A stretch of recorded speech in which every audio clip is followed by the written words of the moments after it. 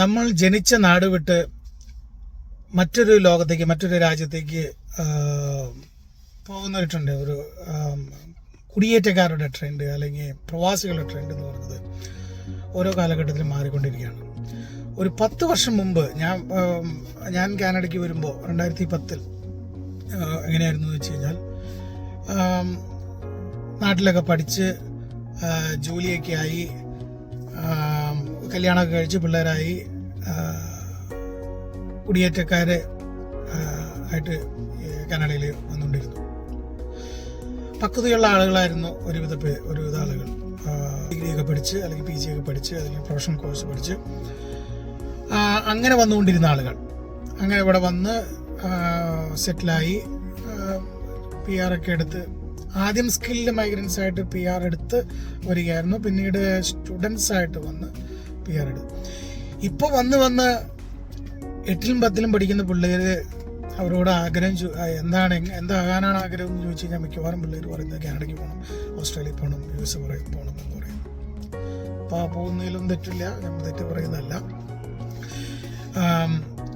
എന്താന്ന് വെച്ച് കഴിഞ്ഞാൽ, ഇപ്പോഴത്തെ ഒരു ട്രെൻഡ് പ്ലസ് ടു കഴിഞ്ഞിട്ടാണ് ഏകദേശം ഇവിടെ പഠിക്കാനായിട്ട് യൂണിവേഴ്സിറ്റികൾ കഷ്ടമാണ്, കോളേജുകളൊക്കെ എടുക്കുന്നത്. ഇവിടെ ഒരുപാട് കോളേജുകളുണ്ട്. നാട്ടിൽ നമ്മുടെ ബാംഗ്ലൂരും അവിടെയൊക്കെയുള്ള കോളേജുകൾ പോലെ ചെറിയ കോളേജുകൾ ധാരാളമുണ്ട്. അവിടേക്ക് ആളുകളെ നാട്ടിൽ നിന്നും വിസ കൊടുത്ത് ഇവിടെ കൊണ്ടുവരുന്നുണ്ട്. ഇവിടെയുള്ള സിറ്റിസൺസോ അല്ലെങ്കിൽ PR ആയിട്ടുള്ള ആളുകൾ കൊടുക്കുന്നതിനേക്കാൾ 3 ഇരട്ടി ഫീസ് കൊടുത്തും ബാക്കി ചിലവുകളും ഒരു ബെനിഫിറ്റ് കാര്യങ്ങളൊന്നുമില്ലാത്ത രീതിയിലുള്ള ഒരു ജീവിതമാണ് ഈ പറയുന്ന സ്റ്റുഡൻസിനുള്ളത്. പിന്നെ പ്ലസ് ടു കഴിയാന്ന് പറയുമ്പോൾ 17 വയസ്സ് 18 വയസ്സ് അങ്ങോട്ട് ആകുന്നുള്ളൂ. കുട്ടികളാണ്. ചെറിയ പ്രായത്തിൽ 18 വയസ്സ് അങ്ങോട്ട് ആകുമ്പോഴത്തേക്കും നാട് വിട്ടു വരുന്നു. അതും മിക്കവാറും കുട്ടികൾ എങ്ങനെയാന്ന് വെച്ച് കഴിഞ്ഞാൽ, പേരൻസ് വലിയ തുകയൊക്കെ ലോൺ എടുത്ത് അവിടെ നിന്ന് കാനഡയിലേക്ക് വരുന്നു. നമ്മുടെയൊക്കെ പ്രതീക്ഷ എന്താണെന്ന് വെച്ച് കഴിഞ്ഞാൽ, ഇവിടെ വന്നു കഴിഞ്ഞാൽ നല്ലൊരു ജീവിതമാണ്. നല്ല എങ്ങനെയുള്ളവർക്കാണെന്നുള്ളത് ഞാൻ പറഞ്ഞുതരാം. നല്ലൊരു ജീവിതം എന്ന് പറയുന്നത്, നാട്ടിൽ നല്ലൊരു ഡിഗ്രി, നല്ല പ്രൊഫഷണൽ കോഴ്സോ എന്തെങ്കിലും പഠിച്ച് കുറച്ചൊക്കെ ജോലി ചെയ്ത് എക്സ്പീരിയൻസ് ആകുന്ന ആളുകൾ ഇവിടേക്ക് വന്ന് വീണ്ടും അതൊന്ന് ബ്രിഡ്ജ് ചെയ്ത് ഏതെങ്കിലും ഒരു ചെറിയ കോഴ്സ് അതിനോട് ബന്ധപ്പെട്ടത് കോഴ്സ് ചെയ്തോ, അല്ലെങ്കിൽ അതല്ലാതെ ചില കോഴ്സുകളൊന്നും അതിൻ്റെ ആവശ്യമില്ല. ഇവിടെ ഒരുപാട് പ്രൊഫഷൻസിന് ലൈസൻസിങ് ആവശ്യമുണ്ട്. ആ ലൈസൻസ് ഒക്കെ എടുത്തു കഴിഞ്ഞ് കഴിയുമ്പോൾ ഒരു നല്ല ജോലിയൊക്കെ കിട്ടും. ഇവിടെ അങ്ങനെയുള്ള വേർതിരിവില്ല. ഈ പ്ലസ് ടു കഴിയുന്ന പ്രായം നമ്മുടെ നാട്ടിലറിയാലോ. നമ്മളെ കുട്ടികളായാലും അവർക്ക് പ്രത്യേകിച്ചൊരു ജോലി ഏൽപ്പിക്കുകയോ അല്ലെങ്കിൽ അവരെ കൊണ്ടൊരു ഉത്തരവാദിത്വം ചെയ്യിപ്പിക്കുകയോ ഒന്നും ചെയ്യാറില്ല. വീട്ടിൽ എന്തെങ്കിലും പണിയെടുക്കാറുണ്ടോ? ഇല്ല. എന്നോടൊക്കെ ആ പ്രായത്തിൽ എൻ്റെ അമ്മ പോയി, എടാ നിൻ്റെ ചിട്ടിയെങ്കിലും അലക്കട എന്ന് പറഞ്ഞാൽ അതുപോലും ചെയ്യാത്ത ഒരു കാലം ഉണ്ടായിരുന്നു. പണ്ടൊക്കെ എന്ന് പറഞ്ഞു കഴിഞ്ഞാൽ ഒരു ദാരിദ്ര്യത്തിൻ്റെ കാലത്ത് എന്തെങ്കിലുമൊക്കെ കഴിച്ച് പോയിക്കൊണ്ടിരുന്നൊരു കാലം ഉണ്ടായിരുന്നു. ഇന്ന് അങ്ങനെയല്ല. എല്ലാ ദിവസവും ചിക്കനോ മട്ടനോ മറ്റ് ബീഫോ മീനോ ഇല്ലാതെ നമ്മുടെ കുട്ടികൾ കഴിക്കില്ല. എന്തിനും ഏതിനും നമ്മുടെ അമ്മ അല്ലെങ്കിൽ അപ്പൻ ചെയ്തു കൊടുക്കും. ഒരു സൈക്കിൾ റിപ്പയർ ആയി കഴിഞ്ഞാൽ ഉടനെ അപ്പൻ വേഗം ചാടി ചെയ്യും. ഇല്ലയെന്നുണ്ടെങ്കിൽ ഏതെങ്കിലും കടയിൽ കൊണ്ടുപോയി കൊടുത്ത് അത് ചെയ്യിപ്പിക്കും. അപ്പോൾ ഒരു തരത്തിലുള്ള സ്കില്ലുകളും അവർ ഡെവലപ്പ് ചെയ്യാതെ നേരെ ഓടി വിസ എടുത്ത്, അത് വിസ എടുക്കുന്നത് എങ്ങനെയാണ്? ഏജൻസികളൊക്കെ ഒരുപാട് കാശ് മുടക്കി. എൻ്റെ തന്നെ ഒരു ബന്ധു പറഞ്ഞത് 40 ലക്ഷം രൂപയാണ് കുട്ടിയുടെ പേരൻസ് എടുത്തതെന്ന് പറഞ്ഞു, ലോൺ എടുത്തത്. ആ ലോൺ എടുത്ത് അത്രയും ചെലവ് ചെയ്ത് ഇവിടെ വന്ന് ആ 40 ലക്ഷം നമ്മൾ സമ്പാദിച്ചെടുക്കണമെന്നുണ്ടെങ്കിൽ എത്ര കാലമാകും എന്ന് അറിയുമ്പോൾ, അവിടുത്തെ കാൽക്കുലേഷനൊക്കെ കറക്റ്റാണ്. ഡോളറിൻ്റെ കൺവേർട്ട് ചെയ്യുമ്പോൾ നമുക്ക് വലിയ തുകയായിട്ട് തോന്നും. പക്ഷെ ഇവിടെ കൊടുക്കുന്ന ടാക്സ്, ഇവിടുത്തെ എക്സ്പെൻസ് എല്ലാം വെച്ച് നോക്കുമ്പോൾ അതിനേക്കാളും ഭംഗിയായിട്ട് നാട്ടിൽ ജീവിക്കാമെന്ന് തോന്നും. പക്ഷേ ഞാൻ അതിനെ ഇവിടെ വരുന്നതിനൊന്നും നിരുത്സാഹപ്പെടുത്തുന്നില്ല. വരുന്ന ആളുകൾ നാട്ടിലുള്ള ഒരു മീഡിയോക്കർ ലെവലിലുള്ള ആളുകളാണ്. അത്ര ഹൈ ക്വാളിഫിക്കേഷൻ, ഹൈ സ്കില്ലുള്ള ആളുകൾ അവിടെ തന്നെ അവർ ജോലികൾ കണ്ടെത്തി അവരുടെ കഴിവ് തെളിയിച്ച് അവിടെ ഓരോ മേഖലയിൽ പ്രശോഭിക്കുന്നുണ്ട്. എൻ്റെ വീടിൻ്റെ അടുത്തുള്ള ഒരു ചേട്ടൻ, ആ ചേട്ടൻ എനിക്ക് എൻ്റെ സ്വന്തം ചേട്ടനെ പോലുള്ള ഒരാളാണ്. ആ ചേട്ടൻ്റെ 2 മക്കൾ, ആണും പെണ്ണും. ആണ് ഡോക്ടറാണ്. ഡോക്ടർ നാട്ടിൽ തന്നെ നിൽക്കുന്നത്. പെണ്ണ് നാട്ടിലല്ല, അവള് നാട് കടന്നു. കാരണം അവിടെ നിന്നാൽ ശരിയാവില്ല എന്ന് തോന്നുന്നു. അത്ര ഭയങ്കരമായ പഠിക്കുന്ന ഒരു ആളായിരുന്നു. ഞാൻ ഒരു ഉദാഹരണം പറഞ്ഞാലും പേരെടുത്ത് പറയാൻ ആഗ്രഹിക്കുന്നില്ല. അപ്പോൾ ഞാൻ അത്ര ഹൈ നന്നായിട്ട് പഠിക്കുന്ന ഒരാളോ അന്നന്ന് ചെയ്യേണ്ട കാര്യങ്ങൾ അന്നന്ന് ചെയ്തു പോയ ഒരാളാണെങ്കിൽ തീർച്ചയായിട്ടും ഞാൻ നാട്ടിലെ ഒരു നല്ലൊരു പൊസിഷനിൽ വന്നേനെ. അങ്ങനെയല്ല എന്ന് എനിക്ക് നല്ലപോലെ അറിയുന്നതുകൊണ്ടും എൻ്റെ അവിടുത്തെ ക്വാളിഫിക്കേഷൻ വെച്ചുകൊണ്ട് ഞാനൊന്നും ആകില്ല എന്ന് തോന്നിയതുകൊണ്ടാണ് ഞാൻ വേഗം എൻ്റെ ഒരുവിധപ്പെട്ട ഒരു സർട്ടിഫിക്കറ്റുകളൊക്കെ വെച്ച് ഞാൻ ഇങ്ങോട്ട് കയറി വന്നത്. ഇപ്പോൾ ഒരു മീഡിയോക്കറാണ്. മിക്കവാറും ആളുകൾ അതാണ്. നാട്ടിൽ നിന്ന് ചോർന്നു പോകുന്ന സ്കിൽഡ് വർക്കേഴ്സിനെ കുറിച്ച് നിങ്ങൾ ബോധേടാവേണ്ട ആവശ്യമില്ല. ആ ആളുകളൊക്കെ അവിടെയുണ്ട്. ഇവിടെ വന്നതിന് ശേഷം നന്നാവുന്ന ആളുകളാണെന്ന് എനിക്ക് തോന്നുന്നു. കാരണം ഒരു രക്ഷയില്ല, ഇവിടെ ഒന്നും വെറുതെ ഇരിക്കാൻ പറ്റില്ല. നമ്മൾ ജോലി എടുത്തേ മതിയാവും. ജോലി എടുത്തില്ലെങ്കിൽ ജീവിക്കാൻ പറ്റില്ല. ഇവിടെ വെറുതെ ഇരിക്കാനുള്ള പരിപാടികൾ, സൗകര്യങ്ങളില്ല. അങ്ങനെ ഇരിക്കുന്ന ആളുകൾ ഉണ്ടാകാം, വെൽഫെയറിലൊക്കെ എടുത്ത് ജീവിക്കുന്ന ആളുകളുണ്ട്. പക്ഷെ നമ്മളെ സംബന്ധിച്ച് ഒരു നല്ല ജീവിതം നോക്കി വരുന്ന ആളുകളുണ്ടാവില്ല.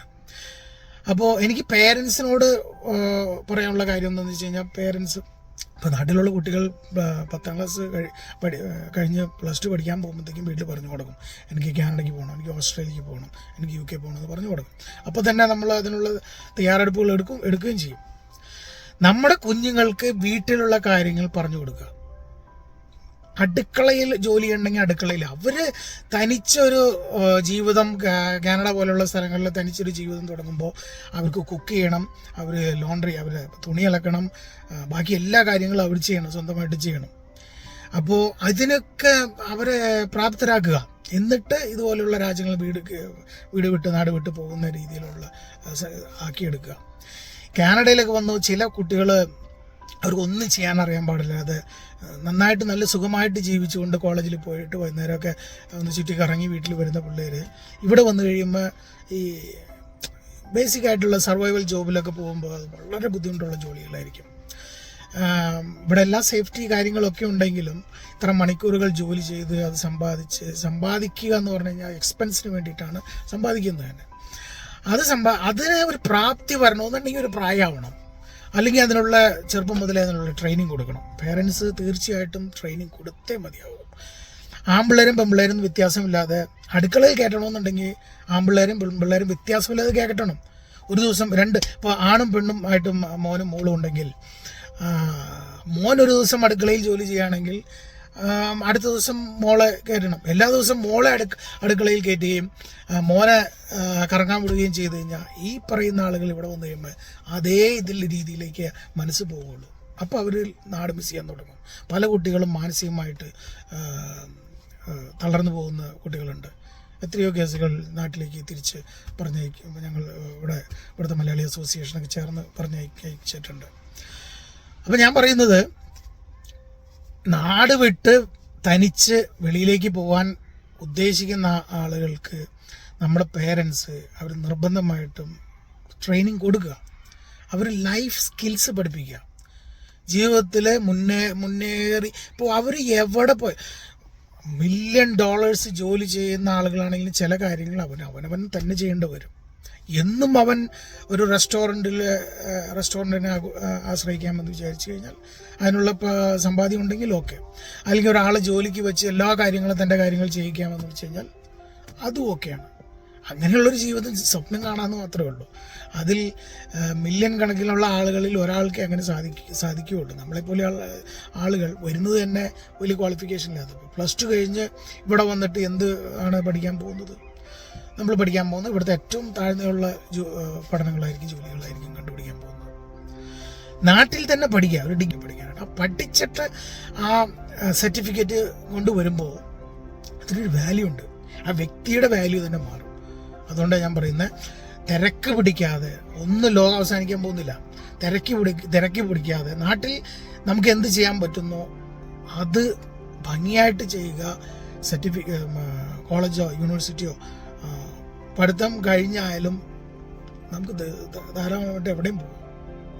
ഇങ്ങനെ പോകാൻ ആഗ്രഹിക്കുന്ന കുട്ടികൾ വെളിയിൽ പോയി ഒറ്റയ്ക്ക് നിന്ന് തനിച്ച് നിന്ന് ജീവിക്കാൻ പറ്റുമെന്നൊക്കെ പറയുന്ന കുട്ടികൾക്ക് എന്താണെന്ന് വെച്ച് കഴിഞ്ഞാൽ ബാംഗ്ലൂരോ അല്ലെങ്കിൽ എവിടെയെങ്കിലും പോയിട്ട് തനിച്ച് നിൽക്കാൻ പറ്റുമെന്ന് നോക്കാം. അല്ലെങ്കിൽ ആന്ധ്രയിലോ തമിഴ്നാട്ടിലോ ഡൽഹിയിലോ ബോംബെയിലോ ഒക്കെ പോകും.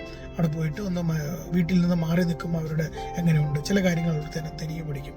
ഞാനൊക്കെ മാറി നിന്ന ആളാണ്. ഞാൻ ബാംഗ്ലൂർ ഉണ്ടായിരുന്നു, കോയമ്പത്തൂർ ഉണ്ടായിരുന്നു, വിജയവാഡ ഉണ്ടായിരുന്നു. അതുകൊണ്ട് വലിയ ബുദ്ധിമുട്ടുകൾ എനിക്ക് തോന്നിയില്ല. എന്ത് പണിയെടുക്കാമെന്നുള്ളൊരു ഒരു ഒരു മനസ്സുണ്ടായിരുന്നു. അപ്പം ഞാൻ പറയുന്നത് +2 കഴിഞ്ഞ് ഉടനെ വന്നു കഴിഞ്ഞാൽ ഇവിടെ അത്ഭുതങ്ങളൊന്നും നടക്കില്ല. അത്ഭുതങ്ങൾ നടക്കുന്നത് അവനവൻ ചെയ്യേണ്ട കടമകളെ ഏറ്റവും മുന്നിൽ നിർത്തിക്കൊണ്ട് അത് ചെയ്യുന്ന ആളുകളാണ് ശരിക്കും പറഞ്ഞു കഴിഞ്ഞാൽ എവിടെയായാലും നാട്ടിലായാലും വിദേശത്തായാലും രക്ഷപ്പെടുള്ളൂ. ഇവിടെ വന്ന് ഞാൻ കാനഡയ്ക്ക് പോയാലേ ശരിയാവുള്ളൂ നന്നാകുള്ളൂ എന്ന് പറയുന്ന ഒരു കാരണം എൻ്റെ അടുത്ത് പറഞ്ഞത്. അവൻ പറയുന്നത് കാനഡയ്ക്ക് പോയാലേ ശരിയാവുള്ളൂ. നാട്ടിലൊരു പരിപാടിയില്ല. നാട്ടിൽ തിരിഞ്ഞ് നടക്കാണ്. അങ്ങനെ പറയുന്ന പിള്ളേരെ ശ്രദ്ധിക്കുക. അവരെ നിങ്ങൾ ഒരിക്കലും വീട് വിട്ട് പോകരുത്. അവരെ പറക്കാൻ പഠിപ്പിച്ചിട്ടേ മരക്കൊമ്പിന്ന് തള്ളി താഴെ ഇടാൻ പാടുള്ളൂ. ഇല്ലെങ്കിൽ ഏറ്റവും താഴെ വീഴും. ഓക്കെ, ഞാൻ പറയുന്നതിൽ വിഷമം തോന്നരുത്. ആരും കാനഡയ്ക്കോ ഓസ്ട്രേലിയക്കോ പോകുന്നതിൽ വിരോധം ഉണ്ടായിട്ട് പറയുന്നതല്ല. എൻ്റെ ലൈഫ് കുറച്ചെങ്കിലും മെച്ചപ്പെട്ടത് ഞാനിവിടെ വന്നിട്ടാണ്. പക്ഷെ തിരിഞ്ഞു നോക്കുമ്പോൾ ചെയ്യേണ്ട കടമകൾ ഞാൻ ചെയ്തില്ല എന്ന് എനിക്ക് നല്ലപോലെ ഉറപ്പുണ്ട്. അതുകൊണ്ടാണ് ഞാൻ നാളെ ഇവിടെ ഫ്ലൈറ്റ് കയറി വരുന്ന പിള്ളേർ അങ്ങനെ ഒരു അനുഭവങ്ങൾ ഉണ്ടാകരുത്. നല്ല രീതിയിൽ ഫ്ലൈറ്റ് കയറി വരണം. നാട്ടിൽ ഇന്ത്യ മോശമായൊരു രാജ്യമൊന്നുമല്ല. ഏറ്റവും കൂടുതൽ ശ്രദ്ധിക്കപ്പെടുന്ന ഒരു രാജ്യമാണ്. അവിടെ നമുക്ക് എന്തെങ്കിലും ആകാൻ പറ്റുമോ എന്ന് ശ്രമിച്ചിട്ട് ആകാൻ സാധ്യതകളൊന്നും കാണുന്നില്ല. തൻ്റെ ക്വാളിഫിക്കേഷൻ പോരാന്നുണ്ടെങ്കിൽ അല്ലെങ്കിൽ മറ്റെന്തെങ്കിലും കാരണങ്ങൾ കൊണ്ടാണെങ്കിൽ ഓക്കെ, കുഴപ്പമില്ല. അല്ലെങ്കിൽ പെട്ടെന്ന് ഇപ്പോൾ ഗൾഫിലൊക്കെ പോയി 2 വർഷം 4 വർഷം ജീവിച്ച് തിരിച്ചു വരുന്ന പോലെയുള്ളൊരു ജീവിതമല്ല, പ്രവാസ ജീവിതം പോലെയല്ല കുടിയേറ്റ ജീവിതം. അത് മനസ്സിലാക്കുക. അതുകൊണ്ട് പറയണം, എന്നോട് വിഷമം ചേട്ടനോട് ഒന്നൊരു വിഷമം തോന്നരുത്. ഞാൻ പറയുന്നത് സ്നേഹം കൊണ്ടാണ്. എൻ്റെ നാട്ടിലെ കുഞ്ഞുങ്ങളോടുള്ള സ്നേഹം കൊണ്ടാണ് ഞാൻ പറയുന്നത്. Okay bye.